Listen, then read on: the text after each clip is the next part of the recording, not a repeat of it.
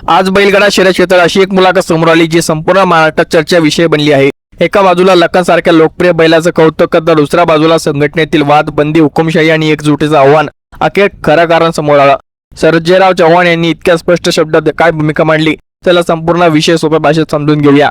मित्रांनो, मुलाखतीची सुरुवात होती ती लखन पासून। लखन हा फक्त एक बैल नाही तर तो लाखो बैलगाडा प्रेमींच्या हृदयावर राज्य करणारा नंदी बैल आहे। गेल्या अनेक वर्षांपासून सातत्याने उत्कृष्ट कामगिरी करत लखनने महाराष्ट्रातील जवळपास प्रत्येक मोठ्या मैदानात स्वतःची छाप सोडली। संभाजीनगर असो, पुणे, मुंबई किंवा पश्चिम महाराष्ट्र, जिथे लखन धावला तिथे प्रेक्षकांनी त्याला भरभरून प्रेम दिलं। सर्जेराव चव्हाण सांगतात की आज त्यांची ओळख त्यांच्या नावाने कमी आणि लखनचे मालक म्हणून जास्त आहे। हीच त्यांच्या बैलाची खरी लोकप्रियता आहे। ते पुढे एक अनुभव सांगतात। जिल्हा बँकेच्या निवडणुकीसाठी ते माथेरानला गेले होते। त्यांच्यासोबत श्रीनाथ केसरी मैदान जिंकलेली फॉर्च्युनर गाडी होती। त्यावर लखनचा फोटो होता। आश्चर्याची गोष्ट म्हणजे त्या भागातील लोकांनी त्यावर राजकारणी म्हणून नाही तर लखनमुळे ओळख पटवली।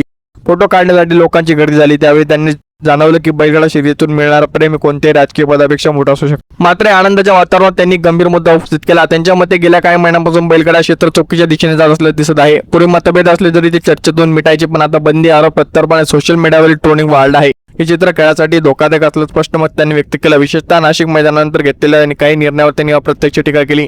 मराठवाडा, विदर्भ, खानदेश आणि उत्तर महाराष्ट्रातील बैलावर लावण्यात आलेल्या बंदीमुळे अनेक बैलगाडा मालक नाराज झाले आहेत। त्यांच्यामध्ये एखाद्या व्यक्तीच्या चुकीची शिक्षा संपूर्ण भागाला देणे योग्य नाही। खेळ वाढवायचा असेल तर सर्वांसाठी समान संधी दिली पाहिजे। याच ठिकाणी त्यांची एक महत्त्वाची शब्द वापरला, हुकुमशाही। त्यांच्या मते कोणतीही संघटना एका व्यक्तीच्या आदेशावर चालू शकत नाही। अध्यक्ष, सचिव किंवा पदाधिकारी खेळासाठी असतात। खेळाडूवर राज्य सरकार राज्य करण्यासाठी नाही। मोठ्या पदावर असणाऱ्या व्यक्तीने टीका सहन करण्याची ताकद ठेवली पाहिजे। मतभेद असले तरी ते सर्व चर्चेतून सोडवले पाहिजेत, बंदी घालून नाही। सर्जेराव चव्हाण यांनी एम नानांच्या भूमिकेचे कौतुक केलं। त्यांच्या मते महाराष्ट्रातील सर्व भागांना एकत्र आणण्यासाठी प्रयत्न होत असले तर त्यांचा पाठिंबा मिळाला हवा। कारण बैलगाडा शर्यती केवळ एक पश्चिम महाराष्ट्राची, मराठवाड्याची किंवा विदर्भाची नाही तर संपूर्ण महाराष्ट्राची आणि अखंड भारताची परंपरा आहे। त्यामुळे विभागीय वाद निर्माण करण्याऐवजी सर्वांनी एकत्र काम करणं आवश्यक आहे। पुढे त्यांनी आणखी एक महत्त्वाचा मुद्दा मांडला। काही लोक सोशल मीडियावर किंवा व्हॉट्सअपच्या ग्रुपमध्ये रात्री चुकीची भाषा वापरतात, ट्रोलिंग करतात आणि वाद वाढवतात। पण 4-5 लोकांच्या वागण्यामुळे संपूर्ण महाराष्ट्र किंवा संपूर्ण संघटना वाईट ठरत नाही। बहुसंख्य लोक आजही खेळावर प्रेम करणारे आहेत। त्यामुळे काही व्यक्तींच्या वक्तव्यावर संपूर्ण समाजाला दोष देणे चुकीचं आहे।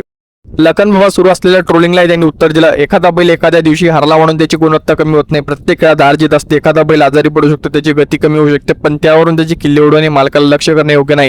खरा बैलगाडा प्रेमावर बैलासारखं प्रेम त्याची किल्ली उडवू नये, त्यांनी आवाहन केलं। त्यांनी यापुढे एक मोठं स्वप्नही मांडलं। त्यांच्या मते भविष्यात मराठवाड्यात मोठ्या प्रमाणावर मैदानं भरवली जातील। हजारो बैलगाडा मालक तयार होतील। हिंद केसरी सारखी मैदानं अधिक भरली होतील आणि एक दिवस बैलगाडा शर्यत महाराष्ट्रापुरती मर्यादित न राहता संपूर्ण भारतात अधिक मोठ्या प्रमाणावर पोहोचेल।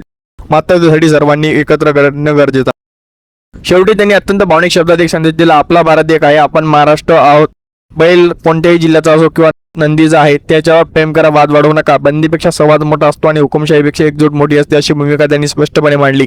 आता सर्वांच्या नजर येणाऱ्या बैठकीकडे लागल्या आहेत। खरंच मिटतील, बंदी उठेल की आता बैलगाडा शर्यत पुन्हा एकदा एका जुटीने पुढे जाईल का, याचं उत्तर येणारा काळ देईल।